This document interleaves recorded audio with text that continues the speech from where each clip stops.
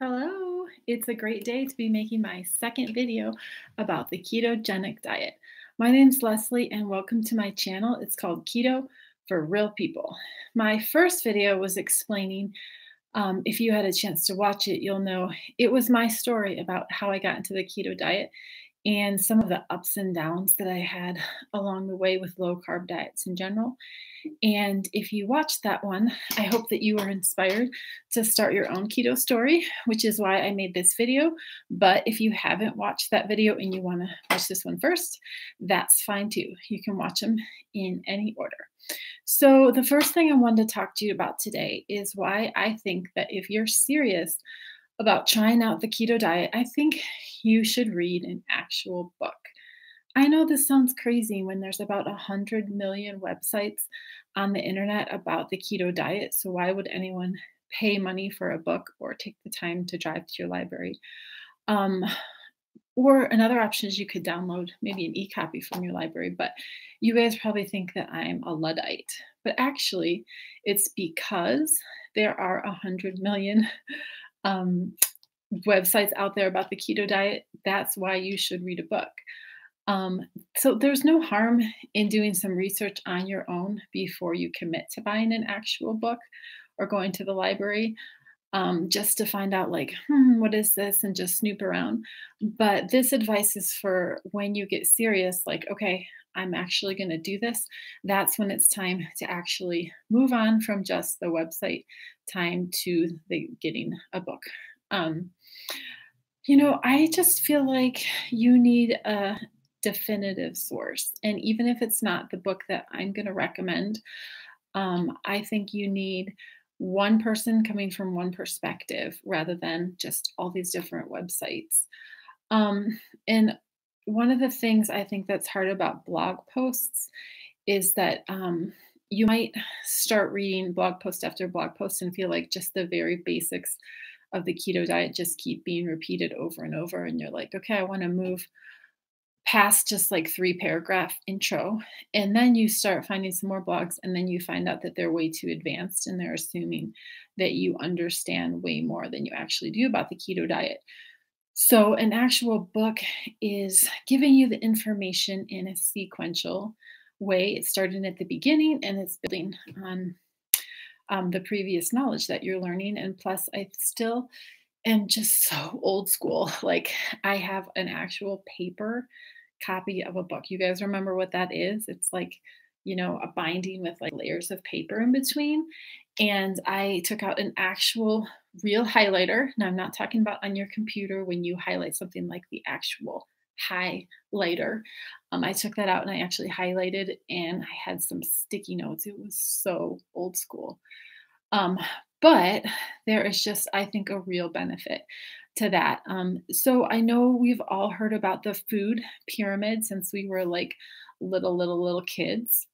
And basically, what we're doing when we start eating keto is we're turning the food period pyramid on its head. And that is like undoing everything that we've learned from the time we were little kids about we should have 7 to 11 servings of grains a day, things like that. So, if you're going to relearn everything that you've ever known about nutrition, it'd be really helpful to do it in a sequential way. And also, if you can find a book that has a lot of medical references, that'd be good. Although, if you're just getting started with the basic ideas, you could maybe look up some medical studies later. So, there are a ton of books out there on keto. And if you want to do your own research on the best book for you, that's totally cool. I wanted to recommend a book just for the kind of person who doesn't have the time maybe to go on Amazon and read 1,000 reviews and just wants a good recommendation. I really liked the book, The Keto Reset Diet by Mark Sisson. Now, I did my keto reading all kind of out of order, which I sort of mentioned in my first post or alluded to. And I read the Bulletproof Diet, and then I read the Complete Guide to Fasting, and then I read Keto Diet third, or Keto Reset Diet third, and I wish I had read it first. And, feel free to read whatever books in any order you want. But I think my mission and the reason why I make these videos, which I think is just so fun, I don't know why, I just love making these videos, even though I've only made two. I think that my mission is to make it as easy for you as possible and that you maybe wouldn't feel too overwhelmed. So, the Bulletproof Diet by Dave Asprey, he has maybe 400 or something podcast episodes. And I was listening to one of his, and he interviewed the author of the Keto Reset Diet, who's Mark Sisson. And after I listened to that interview, that's what made me think, okay, Mark Sisson's book is the one that I want to read. And then I also went on Amazon and read a ton of reviews and read some reviews for some of the other top keto books. And then that's how I came up with that that particular book. And like I said, I actually own a copy, highlighted, full of notes.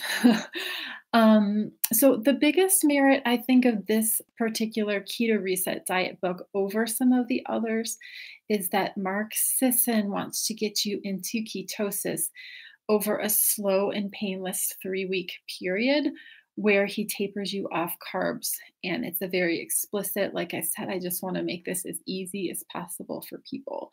You guys are having to rethink and relearn everything you've ever known about diets. And it's just really helpful, I think, to have somebody to walk you through it and not to have just a bunch of conflicting blog posts that you're trying to sort through. Um, and if you follow Mark Sisson's approach, you should not experience anything as terrible as the keto flu, which I described in my first video. Although I know that some of you people listening are just like total gluttons for punishment, and you're like me, you're like, I want to start this today. And if you feel like that, I still think there's a lot of other merits to this book. You don't have to do the 3-week taper. You can do what I did, which is go from a million carbs a day down to 20 and feel so terrible. And then you can just like power through it and feel like Superman. And so if that's the approach you want to take, then I still think you should read the Keto Reset Diet, because that is really only about 2 of the chapters, which I went ahead and just read just for my knowledge, even though I had already made it past the keto flu. I just thought there was a lot of helpful information in those 2 chapters. So I just like this book because Mark Sisson emphasizes over and over that he doesn't want you to be suffering.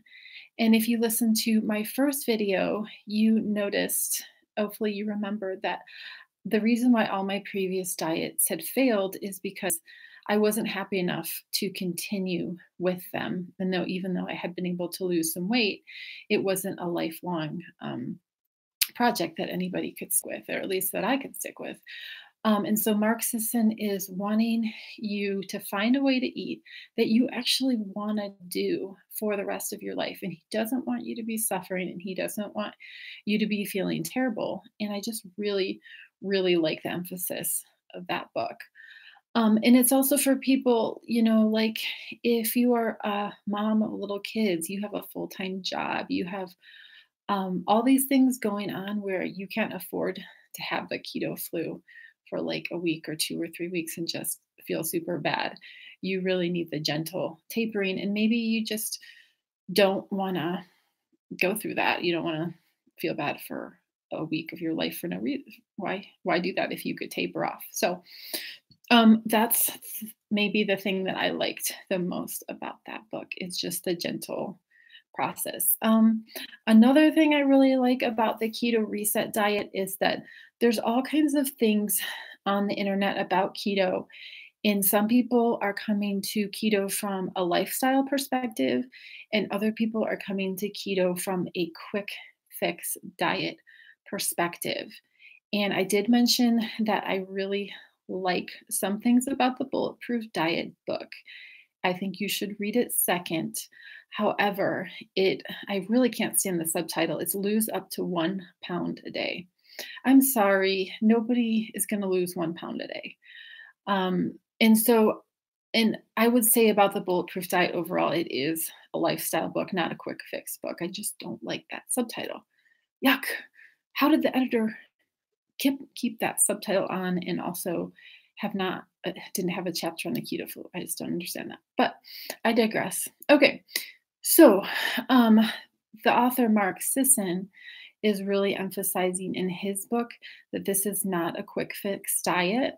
And while you go through the 3-week carb detox process, he's encouraging you not even to focus on your weight at all. So the only goal during the 3-week process is to gently wean your body from a type of fuel, which is called sugar, that you've probably been burning since you were 1 years old.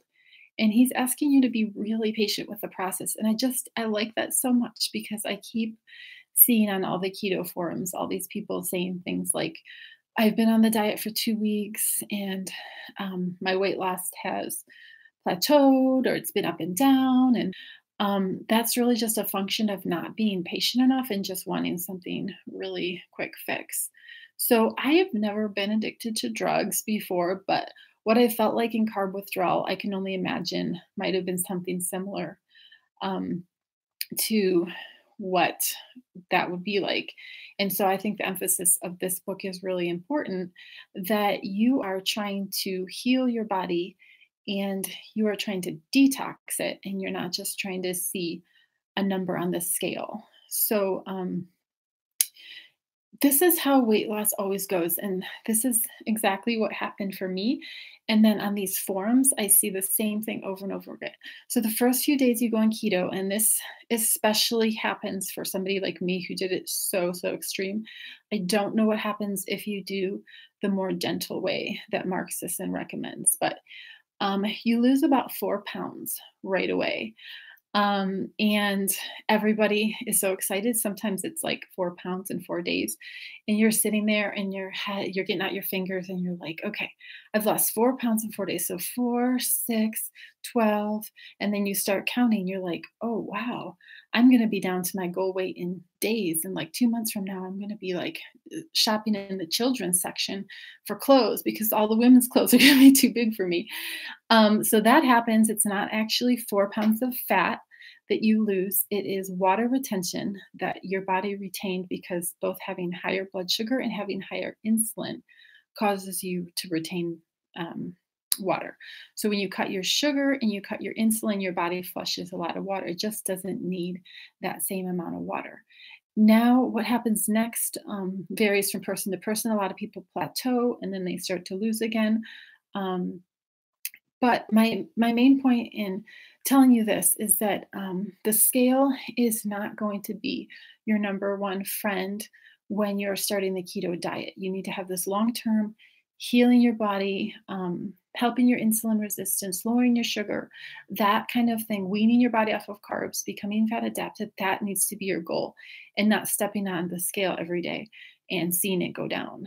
Um, Another reason why people lose water right away is inflammation might go down, but that might also steady. Hopefully, you're going to reduce inflammation, and your inflammation is going to continue to go down, but it might go down at the same rate that it did in the first 4 days that you started eating carbs. So, but if you're wanting to lose like 12 pounds in a week, then I recommend that you go to the grocery store and you stand in the checkout line. And I can guarantee you there's a magazine in line right there that says, lose 12 pounds next week, eating only fill in the blank, grapefruit, cottage cheese.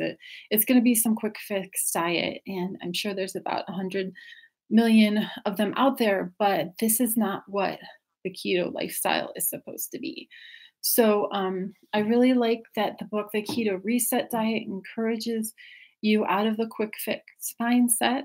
By the way, I remember Mark Sisson saying he didn't want to have the word diet in his title, but I think his publisher or somehow he had to put it in there. But that's the title, but he really wants you to have a total life change mindset. Um, so after you do the 3 weeks of weaning off carbs on the keto reset diet, you're going to be ready to go into full ketosis for a maximum of 6 weeks. Ketosis is defined by having a certain number of ketones floating around in your blood that can be measured on a ketone monitor. And it means that your body is using fat for fuel and it's not using sugar for fuel. And Um, I've heard several people say that they think that the urine strips are so wildly inaccurate that they don't recommend that you use them at all. I've never actually tried them. I have a keto monitor that I share with some family members, actually doesn't belong to me. And I've been taking my blood ketones. So that's just, I'm going to put that out there. You can do your own research, but I know it's expensive to have a blood ketone monitor, and I don't think it's absolutely necessary.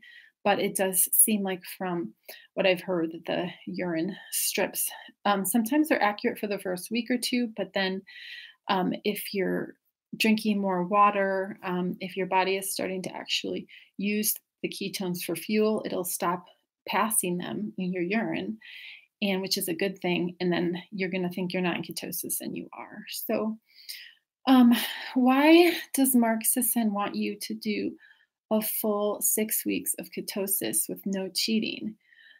That's a really good question. And it's something that I want to focus on today, because this is another place where the web articles and podcasts are all over the place.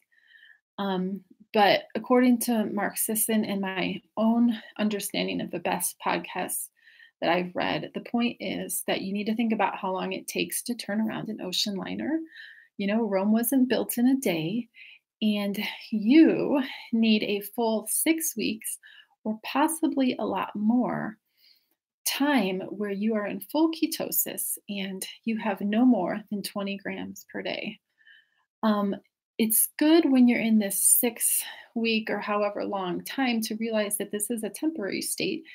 It's not going to be like that forever, but it is something that you need to be in full ketosis for a long period of time.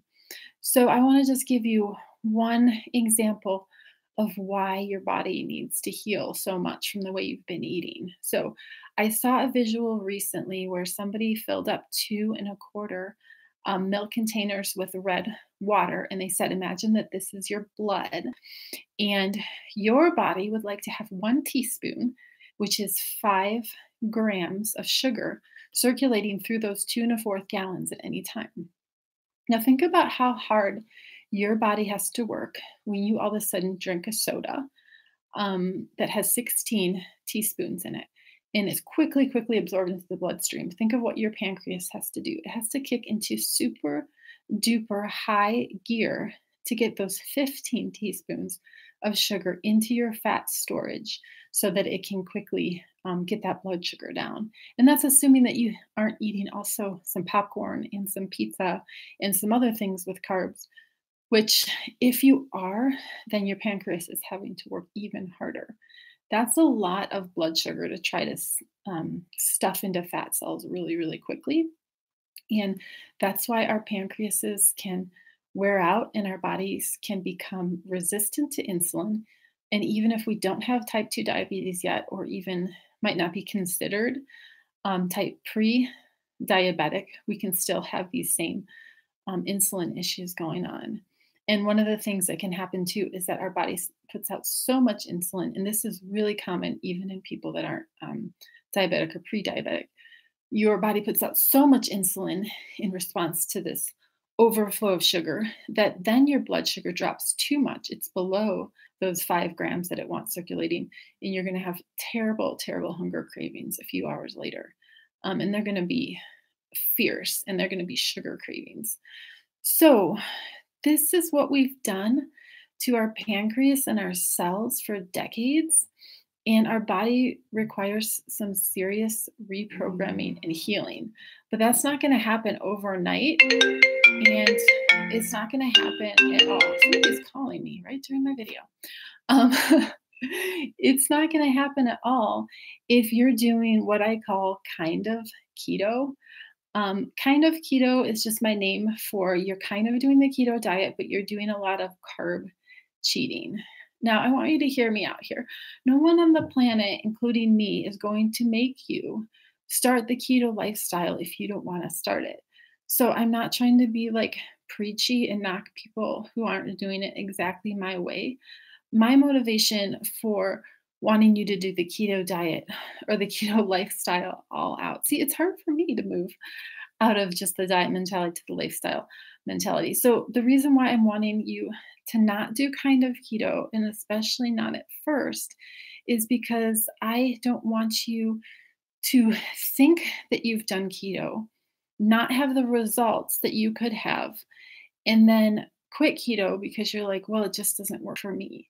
And in my first video, I was explaining that's what happened to me with the low carb diet because I wasn't doing it correctly and I wasn't properly educated on what I was supposed to be doing.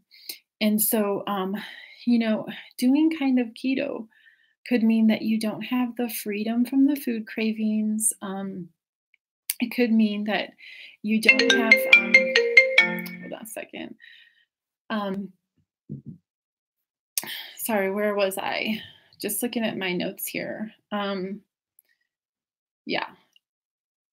So I want to emphasize trying keto all out because I don't think you'll ever know the benefits that could be yours of doing the keto diet unless you go like all in. And the Keto Reset Diet book does a good job of just reminding you of that. So when you're going all in, you need to be really good at tracking the carbs, especially at first, so that you can learn how many carbs are in foods and even how many hidden carbs are in foods. So guessing simply doesn't work at first. I use a free app called Carb Manager that has a database of just about every food in the world. And just remember, tracking is not something that you're going to need to do for the rest of your life. But at the beginning, it's just important to learn what 20 carbs looks like and not try to wing it because that's when it starts becoming kind of keto. So if you don't want to, when you're tracking, you don't have to enter something like a chicken breast that you ate because you know that it has 0 carbs. But there are actually 2 ways to do tracking. So some people like to spend at least a week or 2 entering every food they eat into the app. And this is what I did, not just to track my carbs, but to make sure that my fat and protein percentages were also right. And then other people just simply start with entering their carbs and making sure they're keeping them under 20 grams. So either way is fine. I just think one drawback of tracking only the carbs is that you run the danger at the beginning of being in something that the keto community calls low carb purgatory. I just learned this term and I thought it was so funny. It means that if you're keeping your carbs low and you're eating enough protein, but you aren't eating enough fat to make you feel really satisfied, you are going to burn out on this diet and want to quit because you're too hungry and because all the dry chicken breasts that you're eating that don't have any fat are going to start to make you feel nauseated. So it is possible to lose weight when you're eating the amount of fat that keto diet recommends, but it shouldn't be too quickly that you lose the weight. And you just don't want to feel really lousy. So it's funny because just yesterday I was taking a walk after dinner and I was listening to a keto podcast like I usually do. And it was talking about the importance of eating enough fat to feel really good so that you don't burn out on the keto diet. And as I was listening, I just realized I had a really busy day yesterday and I had only eaten protein. So I'd done a good job of making sure that I wasn't cheating on my carbs or having too much carbs, but I just hadn't taken the time to add the extra fat to my meals. And I was feeling pretty lousy. And I was just starting to get into that low carb purgatory state. So I got home and I started eating some peanut butter. And I wanted to show you guys, this is called Lily's. It's this kind of dark chocolate that doesn't have any sugar in it. And you can buy it at like Kroger and Sprouts and a lot of different places. It's pretty expensive, but I eat a really tiny amount of it at a time. So I just broke off a little bit of that and I put some peanut butter on it. And all of a sudden I felt like a new person. And I was remembering, okay, this is why you felt so bad when you were on the made up low carb Atkins kind of diet that I had just tried to do in the past, is because all you were doing was eating protein. And then today I was just listening to an interview by Jimmy Moore, who has the longest running low carb podcast. And he's a really cool guy. He's lost over 200 pounds on keto. And I think it's been about 10, 12 years since he's kept it off. But he was saying that just for the point of proving how bad high protein without fat is, he's doing an experiment right now where he's eating a really high protein diet with very little fat and just recording his insulin, and that his insulin was totally spiked um, from eating all this protein, and it was just driving him nuts. And he was saying, I can't wait for this experiment to end just so I can feel good again. And it was just reminding me of being on those other low carb diets and how terrible I felt. And if you remember from my first video, really feeling good is the number one key to sticking with a new lifestyle. So I want you to be putting that fat in there. But having said that, I don't want you to feel like if you're adding that fat that you're not going to be losing weight. So just about a week ago, when I started putting stuff on Facebook about the keto diet, a friend of mine commented that she had lost 100 pounds on this diet years ago. And this was before I'd known her. And ever since I've known her, she's been like a size 2. Like she probably weighs 110 pounds or less. And she's kept it off for 15 years and is still very tiny. And then also yesterday, a lady on a keto forum posted pictures of her having lost 291 pounds on the keto diet. So yes, people are losing weight by eating a lot of fat, but you might not lose weight as fast as you could if you were just doing protein. But the point is that you're going to be feeling better. So I hope that makes sense. So a few other things that I want to comment on real quickly is just reminding you, you really want to focus the first few months on healing your body and teaching it how to switch fuel sources. And that can happen if you're cheating all the time.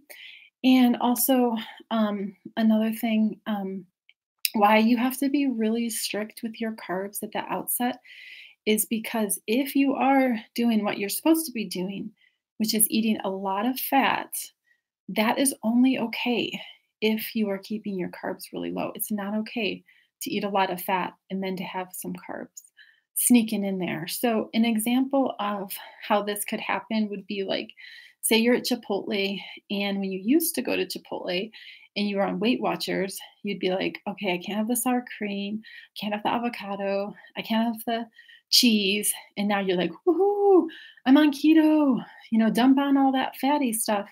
But then you think to yourself, well, it's the weekend, or it's the 3-day weekend, or it's my grandma's neighbor's anniversary, or it's Monday, or I've been in good all day. So I'm going to add some rice and I'm going to have a tortilla and I'm going to have a real Coke or whatever it is. It could be even something that seems harmless like an Izzy because you think that you deserve it. So now what's happening is that you're adding tons of fat to your diet and you start adding the carbs. That's nothing but a recipe for gaining weight, fat plus carbs. And by the way, a lot of people are really down on their doctors when they find out how good fat is for you. And they're like, why has my doctor never told me that I should be eating fat? And I mean, I don't know personally everybody's individual doctor, but I wonder if one of the reasons is because it's just too complicated in the 5 minutes that they've allotted for your appointment to explain to you. Now you can eat more fat, but you can't have carbs, and it can't be industrial seed oil, and it needs to be, avocado oil and olive oil. And they're probably the doctors that do know that we should be eating more fat probably realize how badly that could be misinterpreted. And people could think, well, donuts have fat in them. So my doctor said to eat more fat. So anyway, my point in all of this is that cheats can be really, really bad, not just for the scale, but for keeping you from becoming fat burning adapted and having you experience the great things that the keto diet can do for you. And so I'm seeing a lot of controversy online about how little or many carbs you can have when you're starting the keto diet. And I've seen ranges from 20 to 50 or 70. And I just think you should start with the most conservative. It's the most fail proof. You don't yet know what your own carb tolerance is. You don't know how damaged your body is. You don't know how good you're going to feel. So I just say start with 20. And then later, if you can feel good on 50, then you can do 50. But It's going to take you some time to reset before you can start to add carbs back in and then figure out what your tolerance is. And just remember that this is a lifestyle and it's not a diet. So, you know, your lifestyle might change after you've been healing your body. So, the Bulletproof Diet book is always talking about how you should have a carb refeed day once a week, which I think is probably great for people who've graduated to maintenance mode. And I think a lot of things in that book are more of like Keto 2.0. It's like you've you've read all the books on ketosis and you've done it and you've healed your body and you've lost your weight. Now, how are you going to live for the rest of your life? Well, in that scenario, I think that a carb refeed day once a week is a good idea. And it's not sugar and it's not donuts, but it's like adding in just a little bit more whole grains. And actually, he's totally against grains, sweet potatoes, and just some healthy complex carbs. But I really think from all the stuff I've researched, that is for maintenance mode. That's not for the beginning. And by the way, I've been in ketosis for over a month now, which I've actually verified using a blood ketone monitor. And I've been able to keep my ketones around 1.5 every day.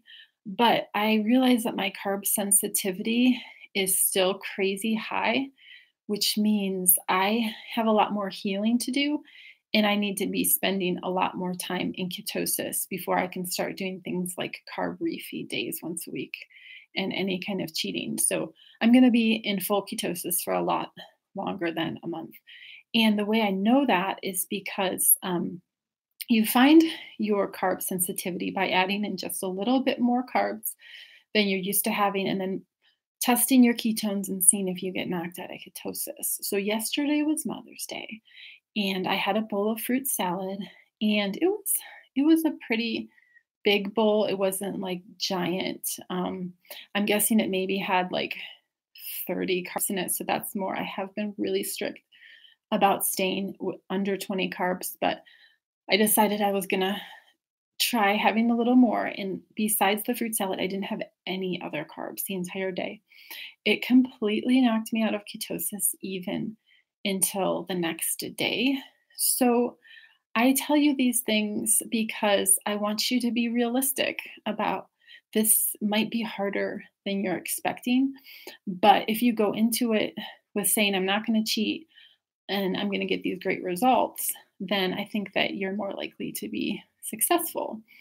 Um, so whether or not I'm happy about how carb sensitive I currently am will not change the way that my body actually reacts in real life to carbs.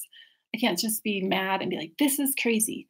Any diet that won't let me eat a bowl of fruit is ridiculous. And which, by the way, I know that I've said something very similar to that quite often when I was like down on the keto diet and the low carb diet. Like, who can't eat fruit? I thought it was really stupid. But now I realize that just rejecting the idea of not being allowed to eat the amount of fruit that I want on principle is not going to change the scientific data about how carbs actually affects me. And also, I just need to take into consideration my genes, which includes a propensity to type 2 diabetes and the damage that's been done to me in the past by sugar and carbs on the American processed diet. So, like, keto haters like to protest that mankind has always eaten carbs and bread and fruit. So, why should anyone cut them out? And my response to that is yes, they have always eaten some carbs, bread, fruit, but they walked everywhere because they didn't own cars. They had no running water and they had no 24-hour grocery stores with shelves lined with sugar, processed snacks, and soda. So if you will commit to carrying all of your water by hand from a stream and lugging your laundry down there and scrubbing it with your arms for hours, if you will never ride in a car again, and if you will obtain all of your food from a village, an agricultural market that you have to walk to that's miles away every single day because you have no refrigerator, then I will allow you some coarse hand ground meal and some seasonal fruit. But it can't be fruit from Mexico and California and Florida. It needs to be what's available right in your neighborhood. So then if we can make that deal, then I will agree with you that it's fine to eat bread and fruit. See, it's not the carbs going into our bodies that makes a negative effect. It's the fat storage of the carbs, which is our body storing fat and fat and fat because we're eating more carbs than we need sitting in our cars and turning on the faucet and our running water is coming out and throwing the clothes into the washing machine.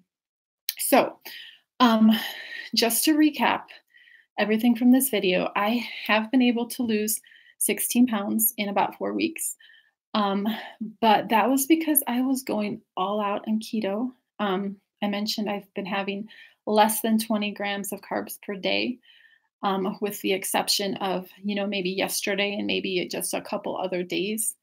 Um, and I don't think that going all out from the beginning was necessarily the best way for everybody to be successful. That's just how I liked to, how I ended up doing it. But for the general population, people with day jobs, people who can't feel sick for days on end in the keto flu, school teachers, moms with toddlers, people who just want a more enjoyable start to their diet, um, I think you should try a plan that's more like the Keto Reset Diet. And some of you like to jump into a freezing pool all at once instead of slowly getting used to the water. And that's what I did. My concern is that you make sure that you stay there in the cold water until you get used to it and don't immediately jump out of the pool and say, this isn't for me, if you decide to do it that way. You got to know yourself. And if you like to keep things easy, just do it the keto reset way. Taper off carbs like you would a drug. And like I said, Mark Sisson is constantly emphasizing that you shouldn't struggle and be in pain and feel miserable, but you need to love it so that you can stick with it for life. And remember, you may never really experience the freedom of what keto can do for you if you're doing kind of keto-ish. So, however you get into ketosis, whether you do it all at once or you do it gradually, give it a serious try. Find a really good book, highlight it, be all old school with like the sticky notes that you might need to drive to Walmart to buy because you don't own any. Maybe you need to buy a highlighter. And I think that you will probably be really glad that you did. And I hope that you will check out my video number 3 that I plan to make. It's going to be about keto advanced strategies. Once you're into this awesome state called ketosis, some things that you can do to really speed up the process of losing weight, such as intermittent fasting, exercising in a fasted state, and the use of exogenous ketones. So, thanks for listening, and I wish you all the best on your own keto story.